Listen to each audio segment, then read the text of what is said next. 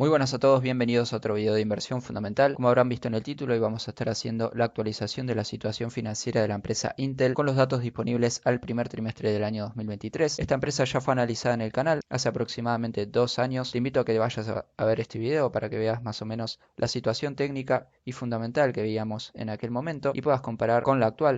Antes de empezar con este análisis, como siempre te invito a que te suscribas al canal, ya somos más de 1420 suscriptores. También si me quieres contactar de forma privada por algún análisis en particular o para compartirme alguna información, puedes hacerlo mediante la página de Instagram o uniéndote al grupo gratuito de inversión fundamental en Telegram, donde van a estar disponibles esta y todas las planillas Excel que traigamos al canal de los análisis fundamentales, y también puedes compartir información y debatir con demás inversores particulares. La situación técnica que veíamos hace 2 años era la de una tendencia alcista delimitada por esta línea roja, con varios toques que se venía desarrollando desde el año 2012-2013 y cuya última aproximación del precio con una reacción importante al alza fue durante el año 2020-2021. Al momento de aquel análisis, la empresa estaba cotizando en unos 56, casi 57 dólares, con una reacción alcista en velas mensuales con respecto a la media móvil ponderada de volumen, y habíamos advertido que era muy importante esta zona de soporte que tenía que ver con esta tendencia alcista de largo plazo, ya que ya era muy evidente la tendencia y que en caso de romperse al alza podía empezar a materializarse en precio aquella decadencia que ya se venía advirtiendo en la empresa Intel con respecto a su competencia.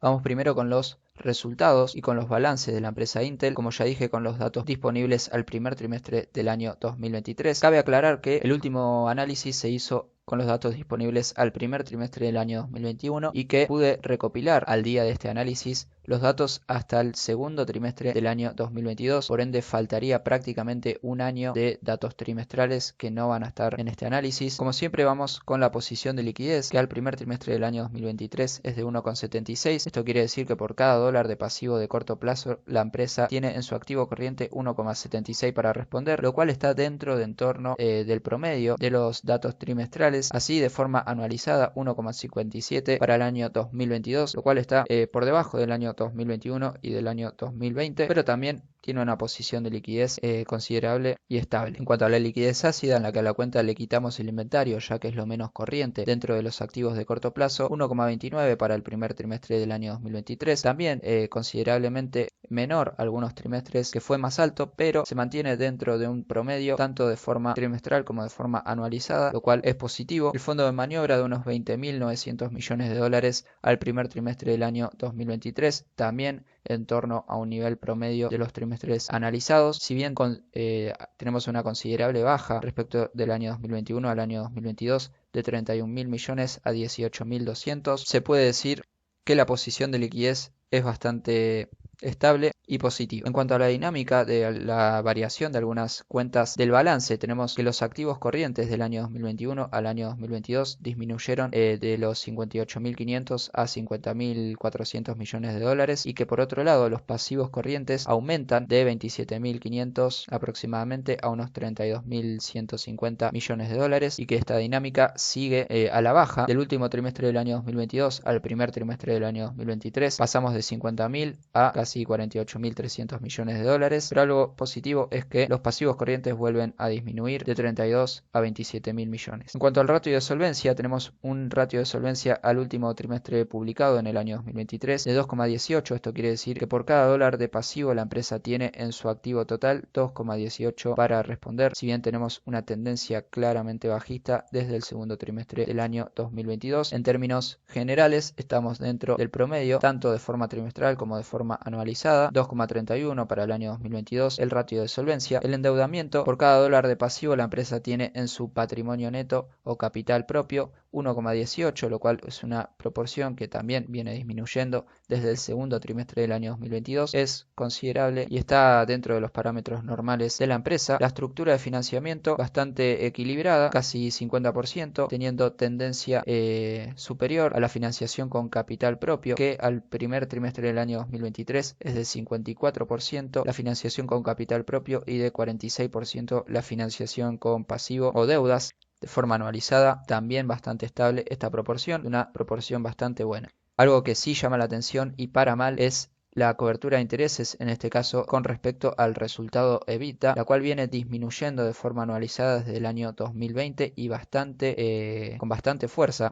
Pasamos de de una cobertura de 75:1 a una cobertura de 22,3:1. Esto quiere decir que por cada dólar de gasto financiero, de gasto de intereses que generó la proporción de pasivo que tiene la empresa generó un resultado de EBITDA 22,39 veces mayor. La misma dinámica para la cobertura de intereses con respecto al flujo de efectivo por actividades operativas, la cual disminuye de 70 a 30 prácticamente del año 2020 al año 2022 y que empieza bastante mal el año 2023 con una cobertura de interés negativa con respecto al flujo de efectivo por actividades operativas. También bastante pobre la cobertura de intereses del último trimestre del año 2022 y del primer trimestre del año 2023 con respecto al resultado de EBITDA, lo cual prende ciertas alarmas en este análisis. La proporción de activo inmovilizado dentro del activo total o inversiones de largo plazo tenemos en 74% al primer trimestre del año 2023. Viene aumentando desde trimestres anteriores.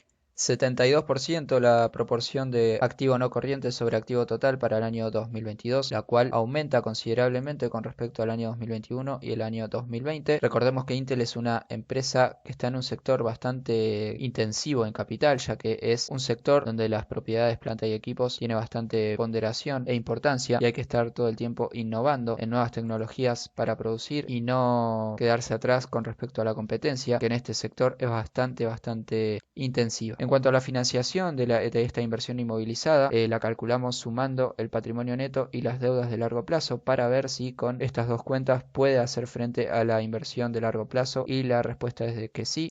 Queremos que esté siempre por encima de 1 el valor de este ratio. Al primer trimestre del año 2023 se ubica en 1,15.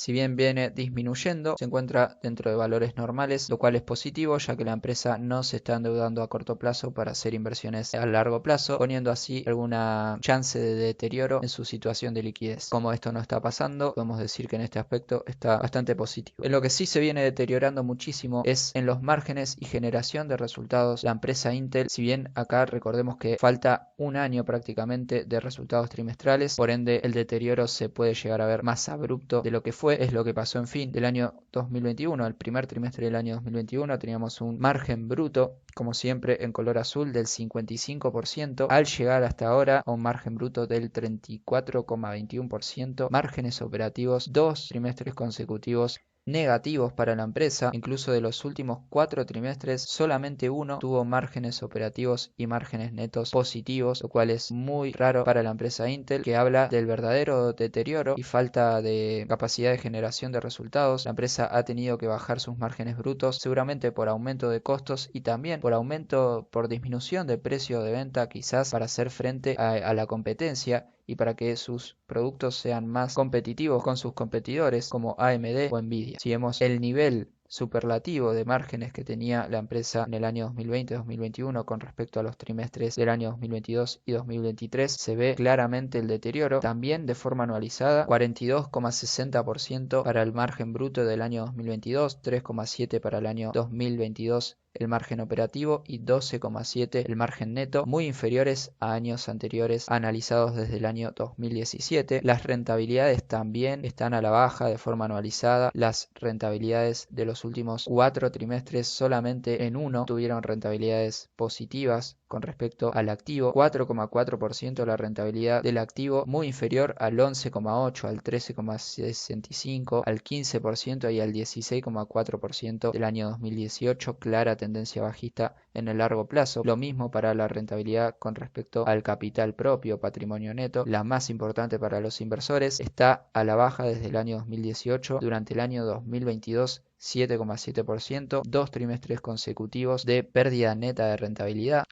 En caso de seguir esta dinámica, podríamos incluso seguir para el año 2023, seguir esta dinámica bajista de rentabilidades, e incluso si se profundizara una crisis macroeconómica sumada a la crisis que está teniendo Intel en el mercado, podríamos ver rentabilidades negativas, lo cual sería muy, pero que muy negativo para la empresa. El beneficio por acción, la misma dinámica acentuada desde el año 2021 al año 2022, donde pasa de una ganancia por acción de $4,86 a una de 1,9, 2 trimestres, como ya vimos, negativos. Y si bien el rendimiento del dividendo para la acción de Intel fue de 2,8 para el año 2022 y tenemos una proyección con el precio actual de la empresa de 2,7, lo cual está en torno a un promedio, tenemos que contemplar que Intel tuvo que bajar el nivel de dividendo que estaba pagando por acción de 0,36 centavos a 0,12 centavos por acción. Esto era algo que ya se podía prever, era algo que se le venía demandando financieramente a la empresa Intel, ya que no podía hacer frente y no se justificaba por los bajos resultados que estaba teniendo seguir manteniendo un nivel tan alto de pago a sus accionistas, ya que en caso de hacerlo podía llegar a comprometer seriamente sus posiciones financieras, teniendo que endeudarse quizás para pagar dividendo, lo cual no tiene ningún tipo de sentido. En cuanto a la capitalización bursátil, tenemos claramente tendencia bajista, unos 115 mil millones de dólares vale la empresa hoy en el mercado. En términos de ingresos, bajistas del año 2021 al año 2022, pasa de 79 mil millones a 63 mil millones. En términos trimestrales, tenemos 4 trimestres de baja, 11.700 millones facturó durante el primer trimestre del año 2023. En términos de beneficio bruto, misma dinámica, bajista desde hace 3 trimestres consecutivos, 4.000 millones de beneficio bruto por acción,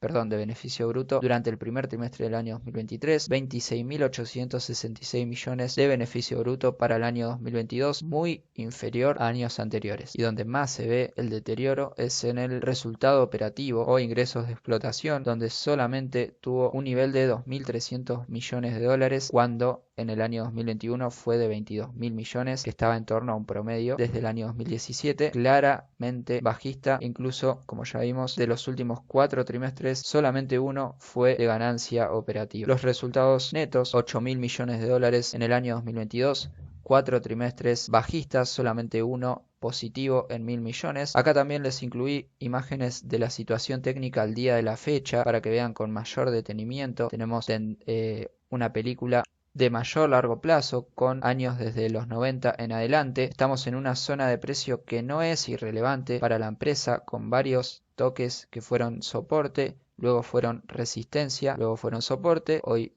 están siendo soporte. Hay que ver cómo se comporta en este nivel de precio, pero hay que tener en cuenta que no estamos en una situación o en un nivel de precio irrelevante para la empresa. En términos de largo plazo, en términos mensuales, estamos en tendencia bajista, como acá les marco. Y tenemos como principal zona de resistencia la media móvil simple de color rojo. Y en términos de mediano plazo, un posible canal alcista con una buena reacción el día de hoy, como ya vimos. Para ir finalizando el análisis, tenemos que leer algunas de las posibles explicaciones que tiene el deterioro de la empresa Intel y sus resultados. En los últimos años, Intel ha enfrentado diversas dificultades que han impactado en su posición en el mercado y sus resultados financieros. Acá tenemos algunos. Tenemos retraso en la transición a tecnología de fabricación avanzada. Intel ha estado experimentando retrasos significativos en su transición a tecnologías de fabricación más avanzadas, como los nodos de 10 nanómetros y 7 nanómetros, lo que le permitieron a competidores como AMD y Taiwan Semiconductor que avancen en el desarrollo y producción de chips más eficientes y poderosos. Tenemos que una de las principales razones para Intel es la desinversión.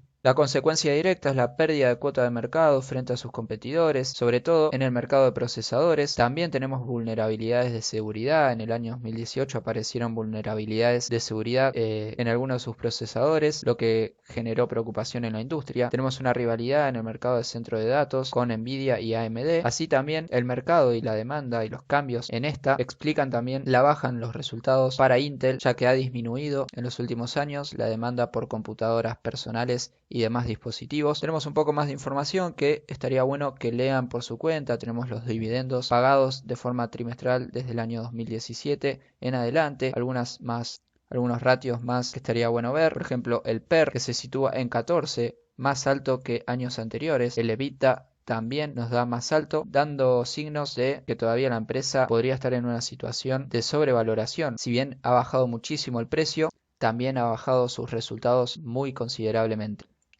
En caso de ponerle una ficha a Intel y que se decida invertir, hay que tener muy en cuenta la zona de precio de los 25 dólares por acción. Y como principal resistencia tenemos la media móvil ponderada de volumen en los 37 dólares por acción, de los cuales estamos a una revalorización en torno al 27-25%. Sin nada más que decir, un saludo y hasta la próxima.